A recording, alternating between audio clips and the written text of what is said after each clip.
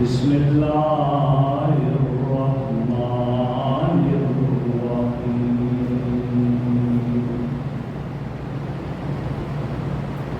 ألم يجدك يتيما فآوى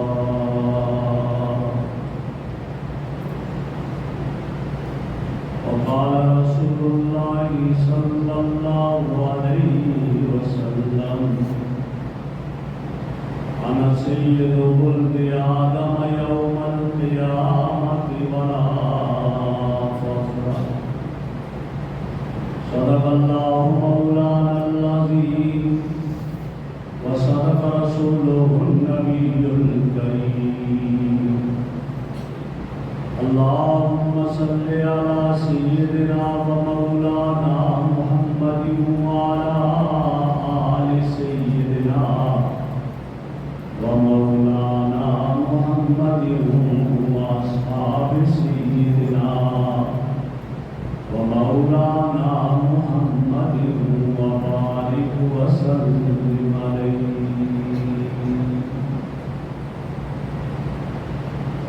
انتہائی قابل سر احترام بزرگوں اور عزیز دوستوں، امام الانبیاء صلی اللہ علیہ وسلم کی حیات مبارکہ سے کافی جمعوں سے ہماری گفتگو جاری ہے. گزشتہ جمعہ آپ صلی اللہ علیہ وسلم کی ولادت کا سعادت، آپ صلی اللہ علیہ وسلم کی پیدائش کے بارے میں کچھ معروضات آپ حضرات کے گزار کی تھی، اور اسی کے تسلسل کو جاری رکھتے ہوئے آج وہاں سے آگے بات شروع کریں گے. بات ہماری یہاں پہنچی تھی کہ آپ صلی اللہ علیہ وسلم حضرت آمنہ کی گود میں جلوہ افروز ہوئے، اور اس وقت جو کیفیات اس روئے زمین پر رونما ہوئی ان کو دیکھا گیا اور ان سے یہ نتیجہ اخذ کیا گیا کہ ایک بہت بڑی شخصیت تشریف لا چکی ہے. آپ آئے، جہانوں میں جلوے آئے، رحمتیں آئیں، برکتیں آئیں، اور کائنات نے ان برکتوں اور ان رحمتوں کا مشاہدہ کیا. چنانچہ عرب کی یہ عادت ہوا کرتی تھی کہ جب بچہ کوئی پیدا ہو اس کو دیہات میں بھیجا کرتے تھے کہ وہاں ہی رہے، وہاں ہی پلے، اور وجہ یہ کہ دیہات میں خالص چیز ملا کرتی، ہر چیز خالص دیہات کی آب و ہوا بھی صاف اور دیہات کی زبان بھی خالص۔ شہروں میں تو ہر چیز میں ملاوٹ اور آب و ہوا بھی آلودہ، اور یہاں تک کہ زبان میں بھی ملاوٹ ہو چکی۔ لیکن دیہاتوں کی زبان خالص زبان، دیہاتوں کی خوراک خالص خوراک، دیہاتوں کی آب و ہوا صاف اور شفاف۔ اس لیے آپ یہ سوچتے تھے کہ ہم اپنے بچے کو دیہات میں بھیجیں، وہاں کی خالص زبان بھی سیکھے، آب و ہوا بھی اس کو اچھی میسر آئے، غذا بھی اس کو خالص میسر آئے۔ چنانچہ وہاں دیہات کی عورتیں اکٹھی ہو کر شہر جایا کرتی تھی کہ تاکہ کچھ بچے ہوں اور ہم لے آئیں۔ آج بھی عورتیں اکٹھی ہو کر چلی، اور ان میں ایک خاتون جس کا نام حلیمہ سعدیہ تھا وہ بھی ان کے ساتھ چلی، لیکن فرق اتنا کہ باقیوں کی سواریاں تندرست اور بڑی تیز، اور ان کی اونٹنی بالکل کمزور سی اور چل نہیں سکتی تھی۔ تو واقعی آئیں 300 دائیاں آئیں مکہ مکرمہ میں، لیکن وہ باقیوں کے دروازوں پر گئی۔ حضرت آمنہ کے یہاں جاتی، دستک دیتی، بچہ ہے، یہ ہے بچہ، جس کے والد صاحب کا والد نے یہ یتیم ہے، تو وہ کہتی کہ ہم نے یتیم کے یہاں سے ہمیں کیا ملے گا۔ علماء نے لکھا ہے کہ اس وقت دودھ بیچا نہیں جاتا تھا، وہ بدلے میں کچھ لیتے نہیں تھے، لیکن یہ تھا کہ اس گھر کی بچے کی ہم دیکھ بھال کریں گے، یہ ہمارے ساتھ محبتیں کریں گے، تعاون کریں گے، کوئی طے نہیں ہوتا۔ 300 دائیاں واپس ہو گئی اور بچوں کو لے کر آئے۔ حلیمہ سعدیہ آئی، کوئی اور بچہ نہیں تھا، ان کے شوہر حارث بھی ساتھ ہے، کہا نہ ہونے سے تو بہتر ہے، چلو اسی بچے کو لے۔ علماء یہاں بڑی عجیب بات لکھتے ہیں، وہ کہتے ہیں کہ ان دائیوں نے محمد کو نہیں ٹھکرایا، رب نے انہیں ٹھکرایا کہ تمہاری گودیں اس قابل نہیں ہے کہ میرا محبوب ان میں پرورش پائے، اس کے لیے جو گود ہے وہ حلیمہ سعدیہ۔ حلیمہ سعدیہ آتی ہے، بعض روایات میں کہ عبد المطلب بیٹھے ہوئے ہیں اور ان سے پوچھا، انہوں نے کہا ہاں ہمارے یہاں بچہ ہے، اور بعد میں یہ بھی لکھا گیا کہ جب آئی تو حضرت آمنہ نے خود ہی کہہ دیا کہ یتیم بچہ ہے میرے پاس۔ تو حلیمہ کہنے لگی آپ نے یتیم کا لفظ کیوں بولا؟ تو کہا پہلے جتنی آئی وہ پوچھتی تھی اور میں انہیں کہتی تھی یہ تو وہ کہتی باپ، میں کہتی نہیں ہے، کہتی یتیموں کے گھر سے ہمیں کیا ملے گا، میرا دل ٹکڑے ٹکڑے ہو جاتا تھا۔ اب میں نے سوچا میں خود کہہ دوں کہ یہ یتیم ہے تاکہ آگے کوئی اور نہ۔ حلیمہ سعدیہ کہتی ہے دکھاؤ تو صحیح۔ فرماتی ہے جب میں اندر گئی اور میں نے دیکھا کہ آپ کے چہرے مبارک پر کپڑا ہے سفید، جو ہی حلیمہ سعدیہ فرماتی ہے کہ حضرت آمنہ نے کپڑا ہٹایا تو میں نے دیکھا کہ آقا کی آنکھیں کھل گئی، اور پھر ان کی آنکھیں میری آنکھوں پر پڑی، میری نظر ان کی نظر پر پڑی، تو ان کی نظر سے ایک نور سا نکلا جو میرے چہرے پر لگا اور آسمانوں کی طرف سے، اور چہرے پہ مسکراہٹ۔ میں آمنہ سے کہتی ہوں اس کو نہ جگاؤ، یہ منظر دوبارہ کبھی نظر نہیں آئے گا مجھے، اتنا حسین منظر۔ آپ بیدار ہوئے، مسکرائے، فرماتی ہے میں نے آپ کو اپنے قریب کیا، جو ہی اپنے قریب کیا میری چھاتیوں میں دودھ ابلنے، اور میں پہلے یہ حال تھا کہ میرا بیٹا عبداللہ میری چھاتیوں سے دودھ ہی خشک ہو گیا تھا، وہ اکیلا ہی سیر نہیں ہوتا تھا اور رات کو دن کو روتا رہتا، جاگتا رہتا، رات کو دن کو روتا تھا، اس سے دودھ پینے کے لیے نہیں ملتا تھا۔ لیکن آج یہ ہوا کہ میری چھاتیوں میں دودھ چلے۔ میں حیران ہو گئی یہ کون ہے۔ میں نے آمنہ سے کہا کہ آمنہ اس کے دشمن ہوں گے، کوئی اذیت نہ پہنچائے۔ تو حضرت آمنہ فرمانے لگی کہ جب پیدا ہوا میں نے اسی وقت اس کو اللہ کی پناہ میں دے دیا، میں نے اللہ کی پناہ میں دے دیا ہے، ہر حاسد کے حسد سے۔ فرماتی ہے میں نے لیا اور گھر سے باہر نکلی، اونٹنی پر، ظاہر ہے آگے مرد پیچھے ہوتے، عرب میں یہی رواج تھا۔ آج ہمارا دور آیا تو یہ رواج یہاں ختم ہو گیا، یہاں بیگم صاحبہ آگے چل رہی ہوتی ہے اور شوہر صاحب فرش اٹھایا ہوا پیچھے جا رہا ہے۔ یہ اب نظام بدل گیا، ورنہ پہلے بیوی پیچھے ہوتی تھی، شوہر آگے ہوتا تھا، اور اب تو ہمارے فیصلے ہی عورتیں کرنے لگ جاتی ہیں۔ یہ گھر اس کے ایسے کمرے ہوں، ایسے ہوں، یہ نقشہ ایسا ہو، ایسا نہ ہو، اب وہ مرد بیچارہ اس کا بس ہی نہیں چلتا ہے، سارے فیصلے وہاں سے ہوتے ہیں۔ تو وہ فرماتی ہے کہ حارث آگے اونٹنی پر سوار ہوئے، حلیمہ سعدیہ نے آپ کو اپنی گود میں رکھا اور پیچھے بیٹھی، اونٹنی نہیں ہوتی، کھڑی نہیں ہو رہی۔ حیران کہ اتنا وزن تو نہیں تھا، کیا ہو گیا کہ یہ چلتی نہیں، اٹھتی نہیں؟ بہت حیران ہے۔ حلیمہ سعدیہ فرماتی ہے کہ میں نے حارث سے کہا ابھی تم اونٹنی کی مہار پکڑو، ایک روایت ہے، آبادی سے باہر نکلے پھر کچھ کوشش کریں گے۔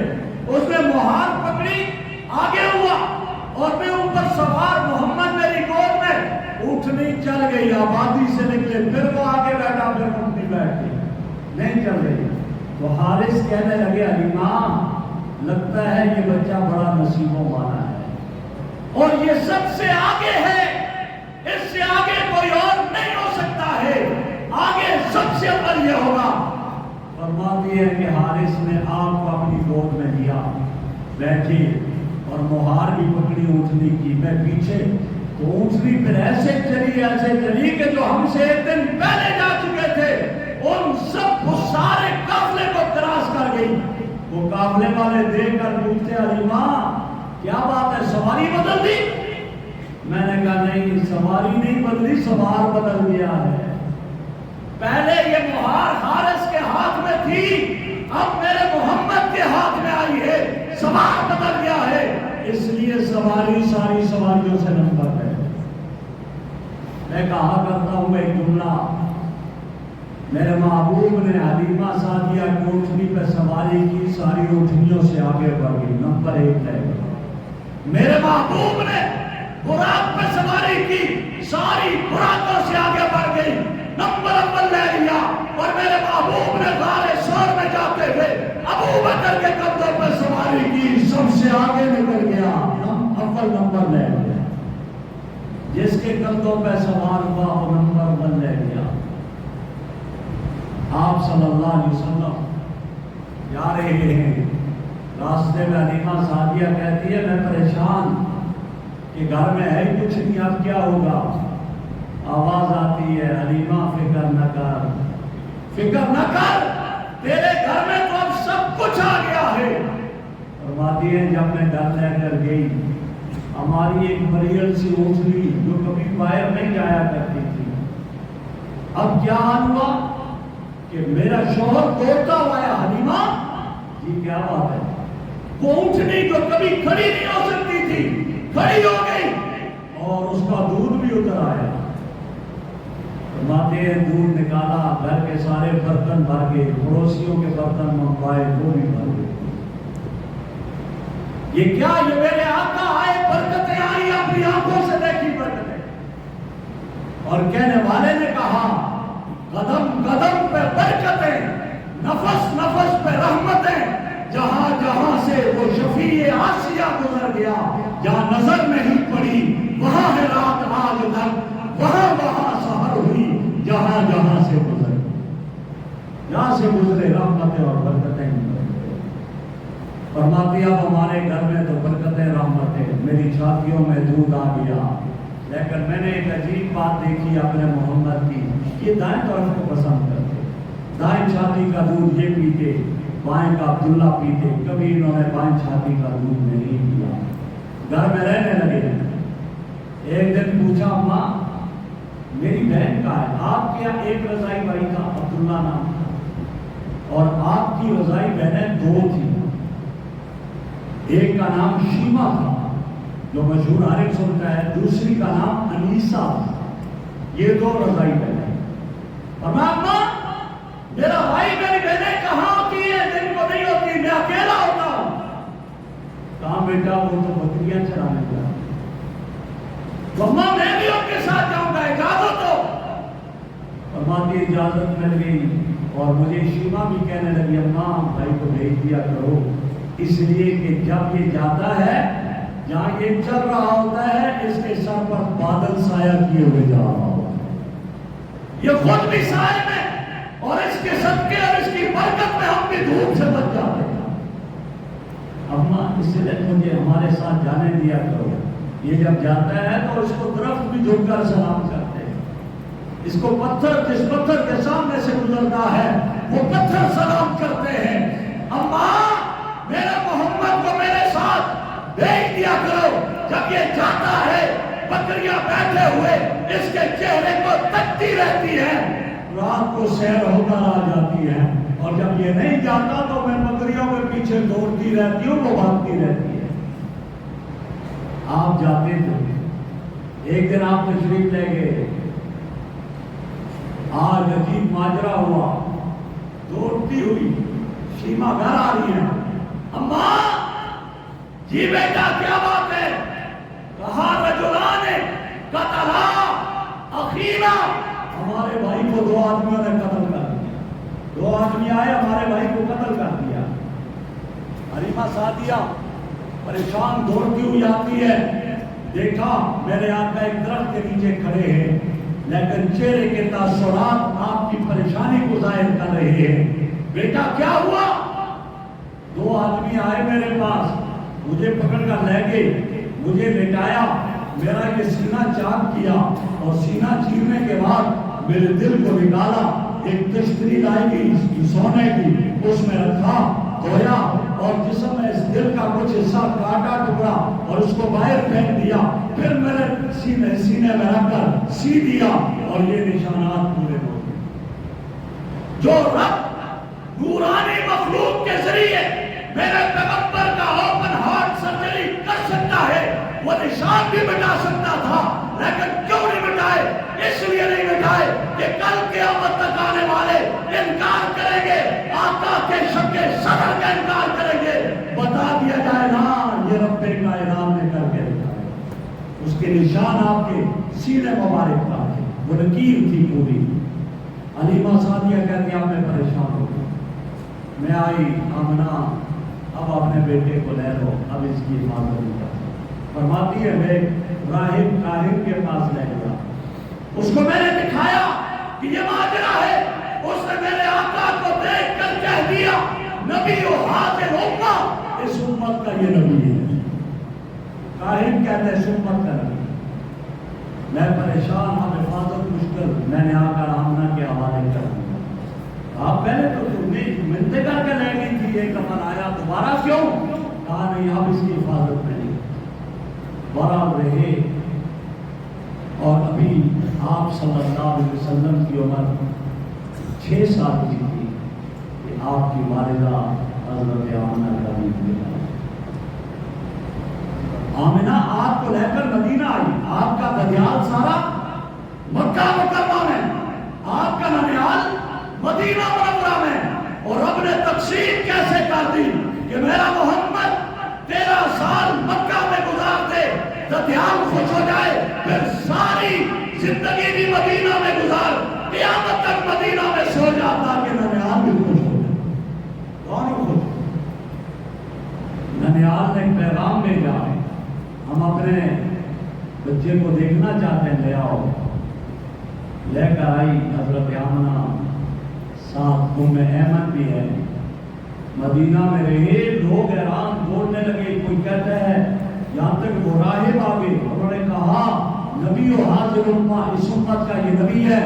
حضرت آمنہ آپ کو جلدی لے کر واپس جانے لگی کہ یہاں کوئی اذیت نہ پہنچا دے، یہودی بہت زیادہ رہ گئے۔ جب واپس لے کر جا رہی ہیں، ابوا کے مقام پر بیمار ہوئی اور وہاں حضرت آمنہ کا انتقال ہو گیا، وہاں مدفون ہو گئی۔ آپ رونے لگے، آپ کو ام ایمن لے کر جاتی ہے۔ آپ کے دادا عبدالمطلب روزانہ مکہ سے باہر آ کر پہاڑی پر کھڑ کر دیکھتے تھے، آج دیکھا یہ آ رہے ہیں، لمبا واقعہ ہے، اور میں ادھر نہیں جاتا۔ یہ عرض کرتا ہوں کہ باپ پہلے فوت ہو گیا، 6 سال کے ہیں ماں فوت ہو گئی، اور 8 سال کے تھے تو دادا کا بھی انتقال ہو گیا، لیکن آپ کی پرورش کیسے ہوئی؟ فرمایا عام بچوں کی طرح آپ کی پرورش نہیں ہوئی ہے۔ جو بچہ 1 سال میں نشو و نما کی ہوتی ہے، آپ کی 1 مہینے میں ہوتی تھی، اور جس بچے کی 1 مہینے میں جتنی نشو و نما ہوتی ہے آپ کی 1 ہفتے میں ہوتی تھی، اور جس کی ہفتے میں ہوتی ہے آپ کے 1 دن میں ہوتی ہے۔ اسی لیے فرمایا کہ آپ 4 ماہ کے تھے، آپ نے بولنا شروع کر دیا، 4 ماہ کے تھے آپ بولنے لگے۔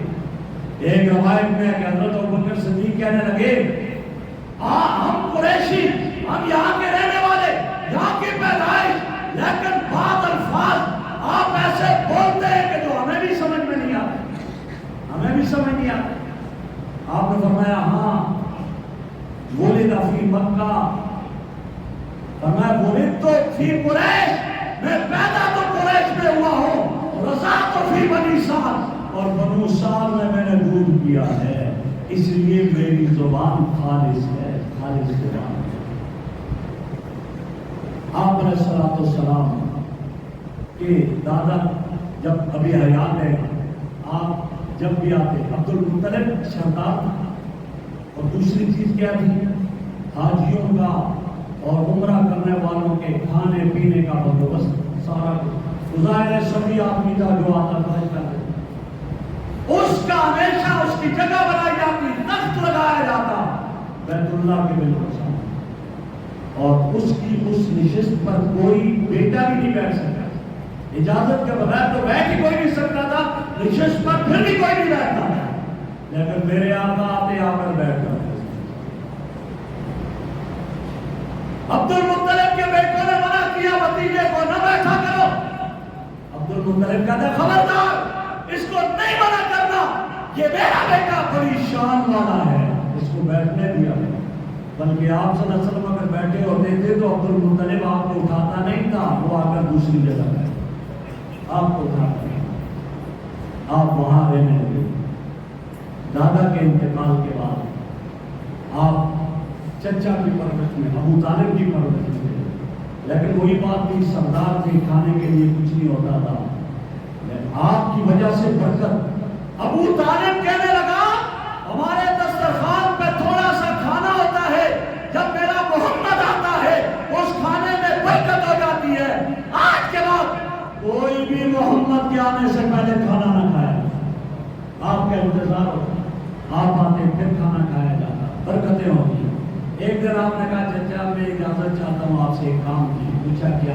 کہا آپ کیا بھی کچھ ہاتھ تنگ ہے، تنگی ہے، اگر اجازت ہو تو میں بکریاں چلاؤں، بکریاں چلاؤں۔ کہا بیٹا اجازت نہیں ہے، کیا ضرورت ہے چلانے کی، اللہ نے برکتیں دی ہوئی، آپ اٹھا نہیں، میں چلانا چاہتا ہوں، آپ بکریاں چلانے چاہتے، بکریاں چلانے لگے۔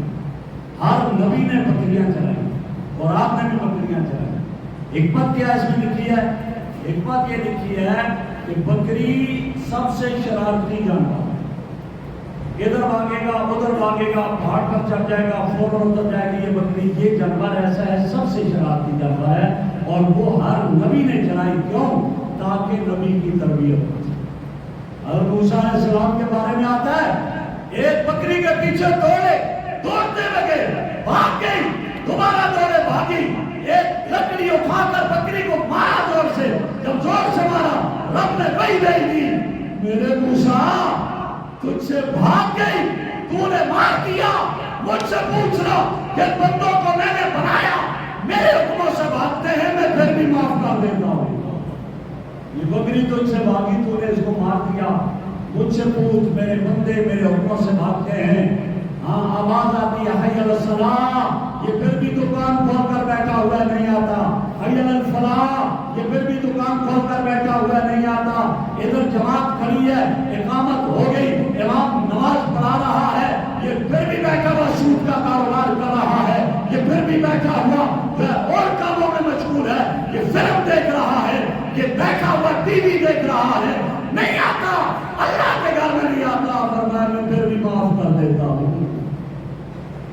تجھ سے بھاگی اور تو نے مارا، مجھ سے تو بھاگتے ہیں، میں پھر بھی معاف کر دیتا۔ تو بکری ایسا جانور ہے، فرمایا بکریاں مختلف رنگ کی ہوتی ہے، کالی، پیلی، سفید وغیرہ وغیرہ، اسی طرح کچھ تیز، کچھ سست، کچھ موٹی، کچھ کم، فرمایا امت کے افراد کی بھی یہی حال ہے، کچھ امتی کالے رنگ کے، کچھ سفید رنگ کے، کچھ زرد رنگ کے، کچھ اور رنگ کے، کچھ تیز، کچھ سست، اس لیے آپ نبی کو بکریاں چلانے کی مشق کروائی گی تاکہ کل امت کی رہنمائی کرے۔